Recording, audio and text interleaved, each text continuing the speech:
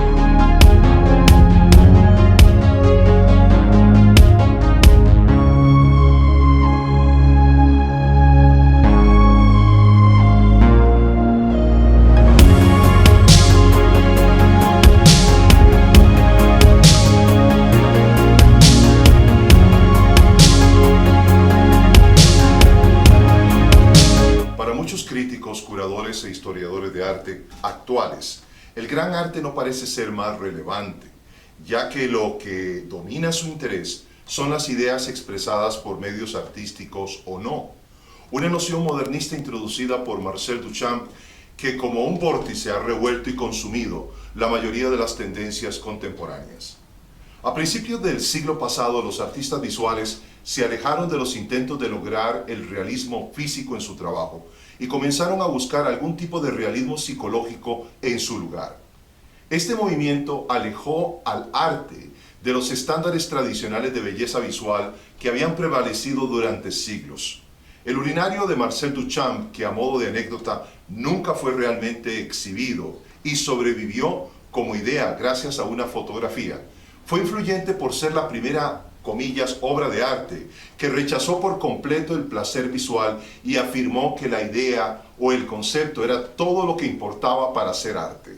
No obstante, Duchamp explicaba en 1942, me interesaban las ideas, no solo los productos visuales. Era cierto que me esforzaba por establecerme lo más lejos posible de las pinturas físicas agradables y atractivas. Este hito en los criterios de grandeza es tan notable que ha perpetuado divisivamente en la producción artística dos expresiones principales: la objetivista y la subjetivista. La primera es considerada tradicional ya que se sustenta en la filosofía de que el arte es la imitación de las cosas más bellas de la naturaleza, como sostuvo Giorgio Vasari en 1568. De hecho, por 3 siglos, hasta la era victoriana, se mantuvo que el arte consistía en comunicar una comprensión de la naturaleza. En palabras del crítico inglés John Ruskin, vayan a la naturaleza con toda sencillez de corazón, rechazando nada, seleccionando nada y despreciando nada, creyendo que todas las cosas son justas y buenas y gozándose siempre en la verdad. Así que en el pensamiento tradicional objetivista, las formas principales de la belleza son el orden, la simetría y la precisión.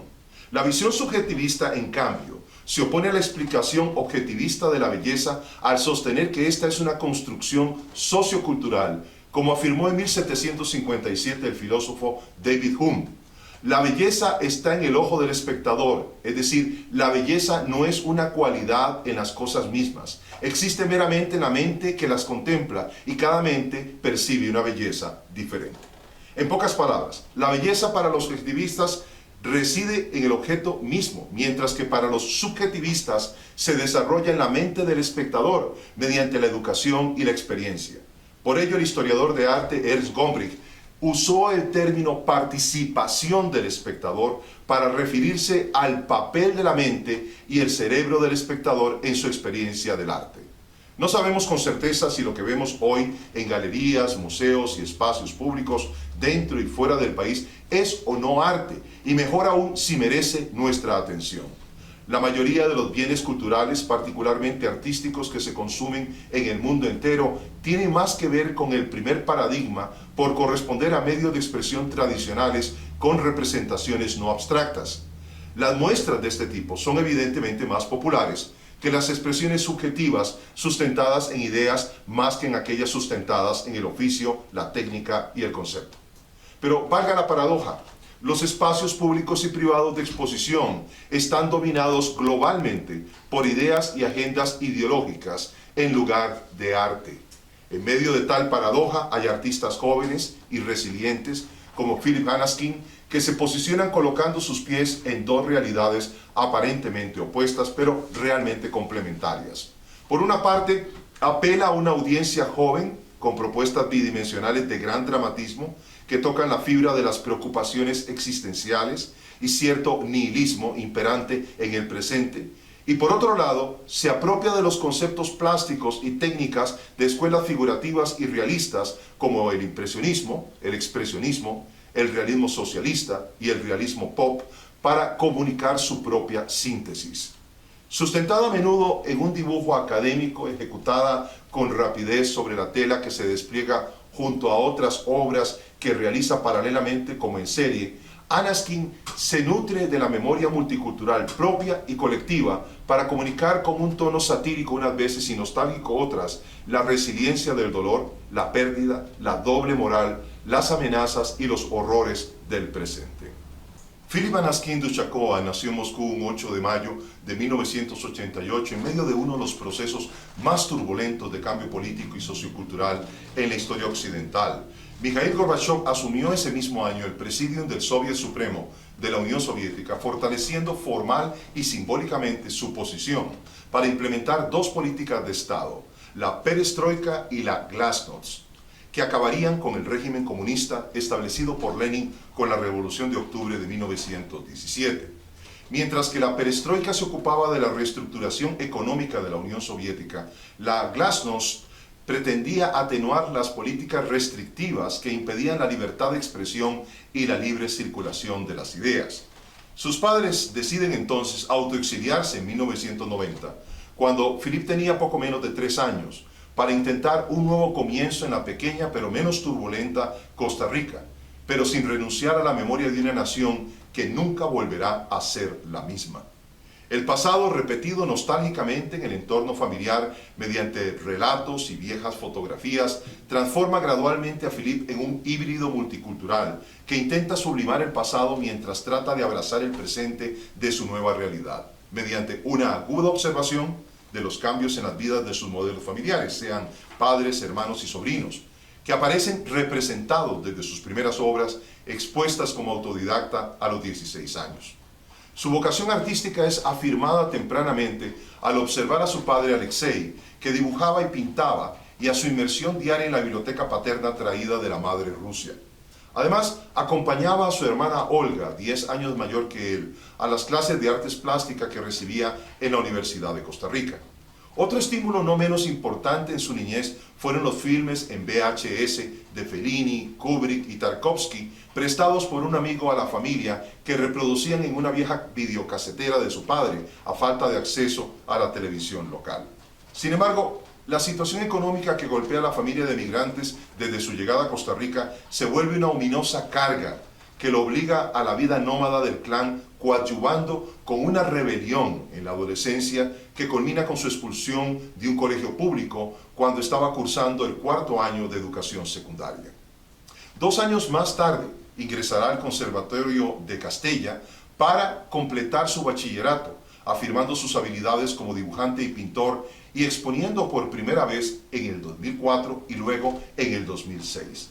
La producción de esta fase se ha perdido en su mayoría, con excepción de algunos ejemplos que sobreviven aún como representaciones figurativas de familiares y paisajes en los que empieza a mostrar un trazo vigoroso y simplificado que evoca unas veces nostalgia y otras veces violencia.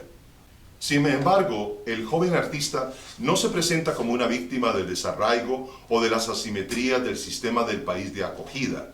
Todo lo contrario, hay una inspiradora asertividad en lo que proyecta a cada paso de su carrera. Logra sostenerse como diseñador de textiles industriales y dando clases de arte, hasta que ingresa a la Universidad Nacional de Heredia en el 2010 a estudiar artes visuales. Ese mismo año es premiado en el concurso Una mirada joven a la migración, que visibiliza una vena temática que se volverá permanente en su quehacer y que será reconocida con el tríptico en óleo sobre tela del 2014 titulado Desplazamiento, que versa sobre el peregrinaje de Anasquín y su familia. Mientras estudia en la universidad recibe una beca de estudio que le permite entre el 2013 y el 2014 estudiar en la Universidad Ortodoxa Santikón en Moscú, donde aprende diversas técnicas clásicas y modernas para pintar murales como la clásica al fresco y la técnica contemporánea Kim, con un acabado menos demandante mediante polímeros de factura más rápida. Reencontrarse con la tierra de su pasado profundiza su mirada en el drama de la memoria, como revela su muestra El Regreso ese mismo año en el Museo Reutov de Moscú. En ese nuevo contexto, la Unión Soviética de la memoria familiar ya no existe, y en su lugar ha sido sustituida por una Rusia con profundas asimetrías sociopolíticas y culturales. Por ello, su obra intenta resolver la disonancia cognitiva entre el recuerdo y la realidad con varias pinturas al óleo tituladas Desorden en el orden. Muchas tradiciones siguen vivas, pero el rumbo de la sociedad soviética, ahora rusa, es otro. Durante este tiempo conoce además de primera mano a los maestros rusos impresionistas, realistas y modernistas con los que se familiarizó de niño a través de los libros de su padre. A partir de esa experiencia retoma con fuerza la producción de murales en espacios públicos y la técnica del realismo socialista o sociorrealismo, con la intención de ejercer una crítica contemporánea a la doble moralidad, la violencia y la injusticia local y global. En el proceso, despoja en su apropiación estética a la escuela dominante bajo el periodo comunista de su sentido propagandístico y productivista, pero sin abrazar los estilos burgueses que justificaron su existencia. Transmigración, un óleo sobre tela del 2014, nos sumerge en la ambivalencia de la nostalgia del pasado confrontada con las desafiantes realidades del presente. Volverá a representar esta paradoja en el 2016 con su díptico en óleo sobre tela El Reflejo. El realismo, dice él, es mi referente no solo en la pincelada, sino también en las escenas que son muy íntimas y no posadas, porque me interesa esa vivencia de lo cotidiano y de lo íntimo, acota más tarde en una entrevista realizada en el 2018. Hay 3 tipos de influencias que el artista asimila tempranamente en su carrera a partir de su estudio del arte, el cine y la literatura de posguerra, de los que se vale para articular un análisis crítico más preciso en su producción. Por una parte, la influencia intelectual de tres figuras relevantes en el cine, el arte y la literatura, a saber, Tarkovsky, Bacon y Bukowski. Y por otra parte, la influencia decisivamente plástica de Korovin, Deineka y Warhol. De Andrei Tarkovsky, que fue el primer cineasta soviético en recibir el León de Oro de Venecia por su primer filme La infancia de Iván en 1962, toma inspiración para su óleo sobre tela del mismo nombre, que realiza en el 2015. La película narra la historia de un niño huérfano, Iván, y de su infancia durante la Segunda Guerra Mundial. Su familia ha muerto a manos de soldados alemanes. Él logra escapar y es adoptado por una unidad del Ejército Rojo en el Frente Oriental.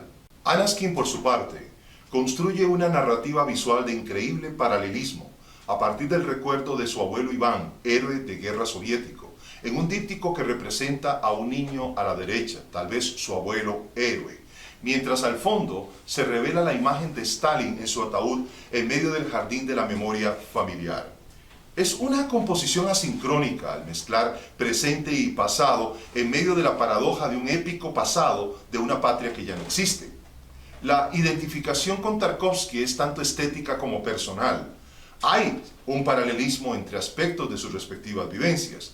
Por ejemplo, ambos salieron de la Rusia soviética y se forjaron una carrera en el extranjero, además de haber experimentado grandes penalidades económicas e incomprensión social.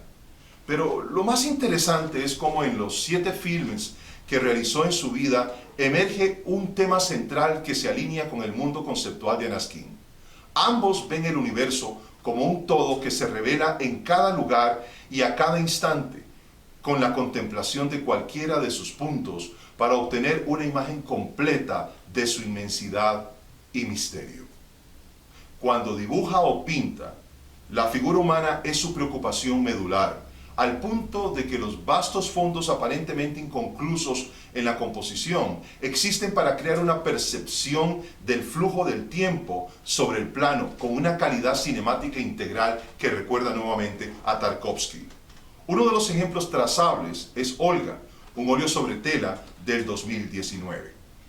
La escuela formativa de Anaskin incluye también al británico Francis Bacon, cuyo estilo figurativo y idiosincrático, caracterizado por el empleo de la deformación pictórica y gran ambigüedad en el plano intencional, termina atrayéndolo, particularmente al preservar en muchas de sus obras un patetismo ante las heridas societales de la Segunda Guerra Mundial.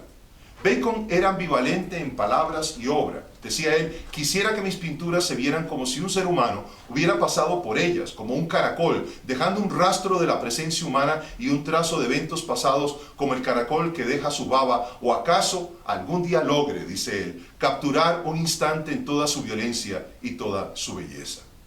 Anaskin se siente desafiado por este autor, particularmente cuando aborda los temas de la pérdida y la condición humana en lo que el inglés denominó un intento de traer la cosa figurativa sobre el sistema nervioso más violentamente y más incisivamente.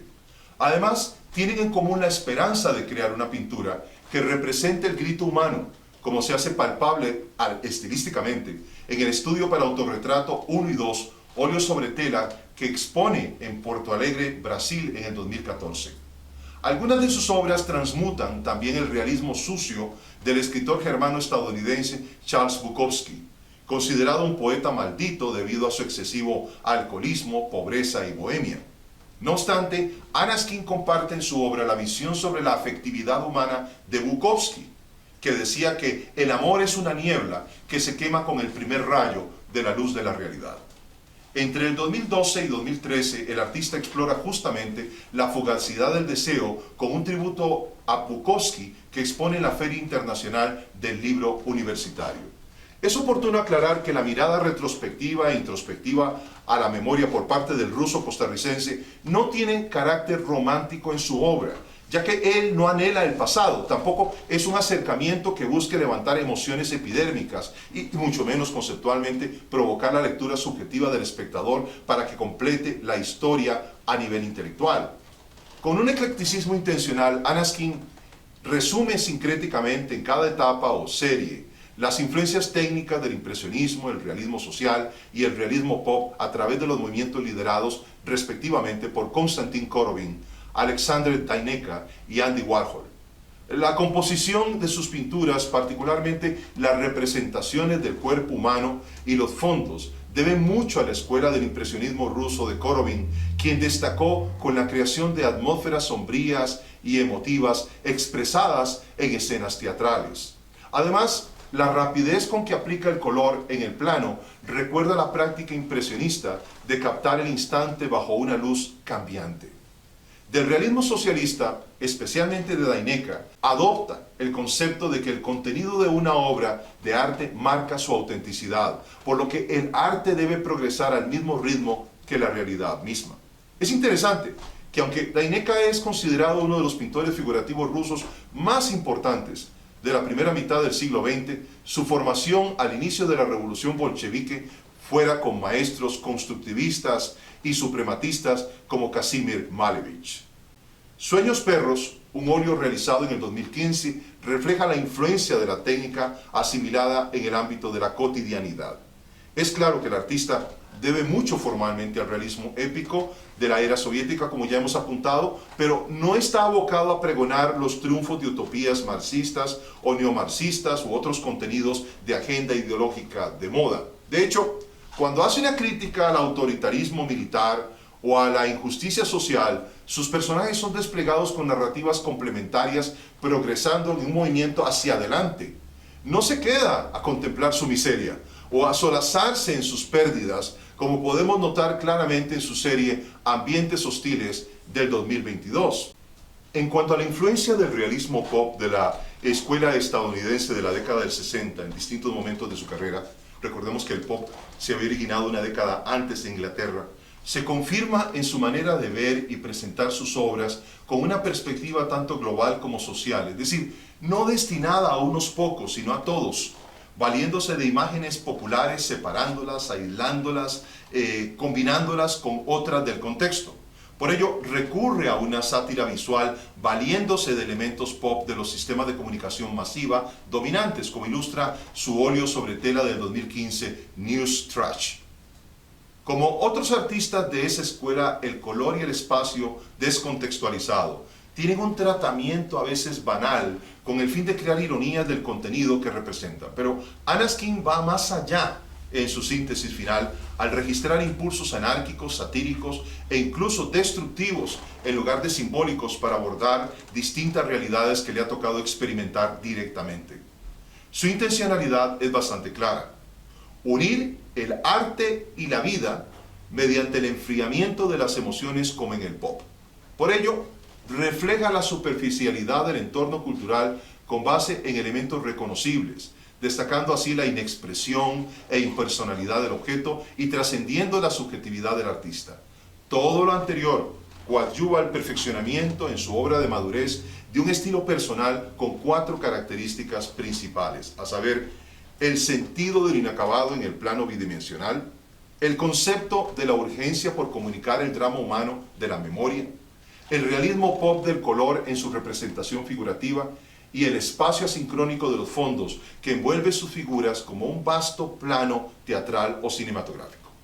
Finalmente, y no menos importante, Anaskin adopta el gran formato, recurriendo primero a 2, luego a 3 y hasta 4 planos hasta llegar a la máxima expansión mediante sus murales. Al observarle pintar en su estudio esas telas amplias y profundas desplegadas sobre la pared, gira sus brazos en una suerte de danza que le hace sentir vivo. Hay 3 frutos de su proceso creativo cuyas diferencias parecen pasar desapercibidas para muchos espectadores y coleccionistas: los estudios o registros, los bocetos preparatorios y las pinturas finales. Anaskin dibuja muchísimo, con fines preparatorios unas veces y como género gráfico otras, pero una buena parte de su producción son registros visuales de modelos, paisajes y edificaciones. No tienen otra pretensión que servir como repositorio de sus experiencias, por lo que carecen de intencionalidad y valor artístico. Pero también en sus cuadernos de dibujos hay bocetos con base en un dibujo neoclásico a lápiz, carboncillo y tinta que trasciende el registro y el boceto. Se trata de una obra gráfica gestual donde a menudo los trazos en tinta china y pigmentos de color denotan una factura artística con valor propio. Son obras que se sostienen por sí mismas y que rara vez se convierten en representaciones sobre tela.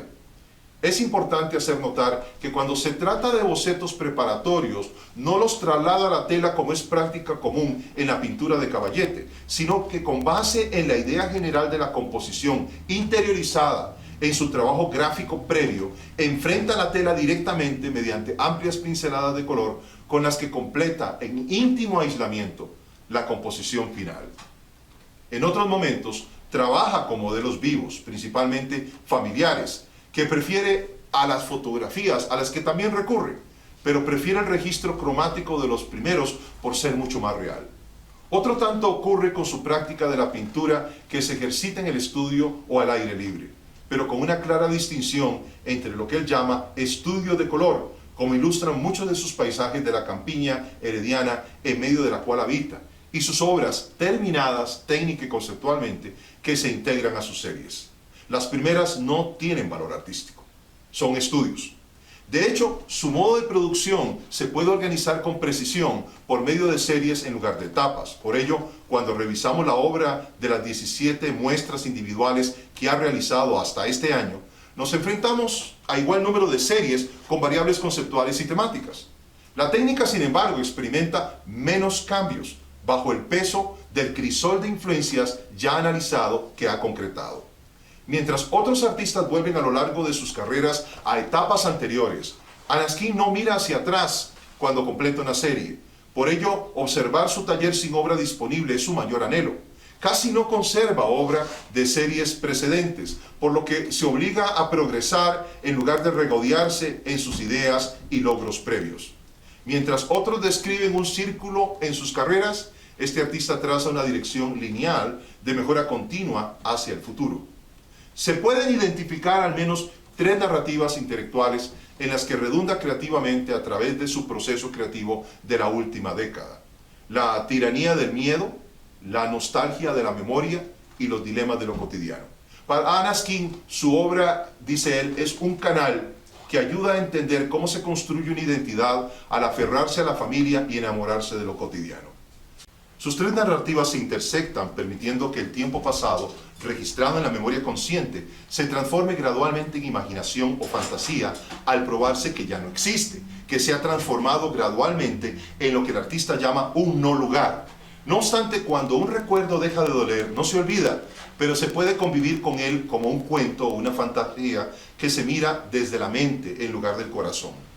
El miedo, en cambio, como medio de control social, es satirizado por el artista para demostrar que su poder reside en que no se le exhiba o desnude públicamente. Si bien el miedo parece no tener fecha de caducidad en sus representaciones, su cuestionamiento implícito reduce el poder de la verdad absoluta que se pretende imponer principalmente a través del bombardeo mediático. El artista ha comunicado esto una y otra vez a través de sus pinturas e instalaciones hasta convertirlo en una marca visual de su quehacer, como se confirma en su exhibición del 2021, El Embajador del Miedo, realizada en plena pandemia. Finalmente, la tercera narrativa envuelve lo cotidiano al enfrentarnos su obra a la interdependencia entre individuo y entorno, al ciclo de la vida y la muerte, a la tensión entre creación y destrucción. Tal vez por ello, afirma él que en mi pintura, dice Anaskin, siempre está la muerte de alguna forma porque es algo irreversible. Es la misma vida a la vez, vivimos sin estar conscientes de que nos vamos a morir y a la vez renacer de otra manera. Siempre nos crean esa idea de que vamos a vivir eternamente, consumimos y nuestra forma de vida es completamente vacía. Pero muchas veces agrega, la pintura para mí es un canal de meditación al respecto. Su proceso creativo es íntimo y solitario. Trabaja en series que produce en paralelo en su estudio, como indicamos anteriormente, pero no se completan totalmente hasta que se acerca su fecha de exhibición o venta. Philip Anaskin es un pintor inclasificable hasta cierto punto. El sentido de urgencia que comunica con honestidad, inteligencia y vigor en sus representaciones bidimensionales resiste las tendencias ideológicas de moda, la dominancia modernista de la idea por encima del arte, así como la justificación de la práctica artística como terapia psicológica. Además, Al respetar los medios técnicos de expresión en el dibujo y la pintura heredados del gran arte que disciplinadamente ha interiorizado a lo largo de 2 décadas, traza una línea crítica en la arena separando lo objetivo y lo subjetivo, asumiendo éticamente lo primero. Por ello, sin abaratar su mensaje a nivel de propaganda, trascendiendo las fronteras mentales y socioculturales, produce una obra creíble, sincera, accesible, que puede ser experimentada por cualquier persona, en cualquier parte, exponiendo por antinomia la críptica exclusividad metalingüística y conceptual de mucha de la oferta visual contemporánea, local e internacional. Para lograrlo, representa con autenticidad, mediante la figura dramática y el espacio temporal, las tensiones de una memoria resiliente, propia y prestada, de temas relevantes que apelan a una audiencia ayuna de realismo e integridad, oprimida por un entorno mediatizado por el miedo y la mentira.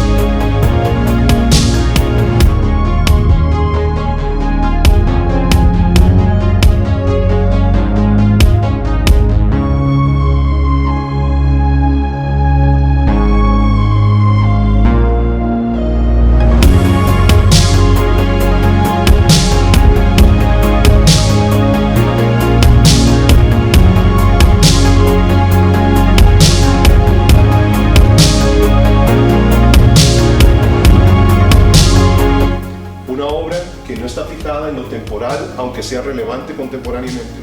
Una obra que trata sobre temas éticos y morales donde la ética y la estética no están divorciados. Un artista que comparte la riqueza de 2 experiencias estéticas asociadas a 2 experiencias culturales. Es justamente el tipo de arte que conmueve y es el tipo de arte que es relevante en tiempos en que el mundo se encuentra perdido y confundido sobre lo que realmente significa crear. Gracias, Philippe, por habernos recibido en tu taller, por tu apertura a hablar de tu trabajo. Gracias infinitamente. Y por tu obra. Gracias. Porque es una obra valiente y es una obra que, a pesar de la connotación comercial que Philippe tiende a darle, es una obra relevante, es una obra que va a permanecer. Les habló Juan Carlos Flores para Ars Criterium desde el estudio del artista en Heredia.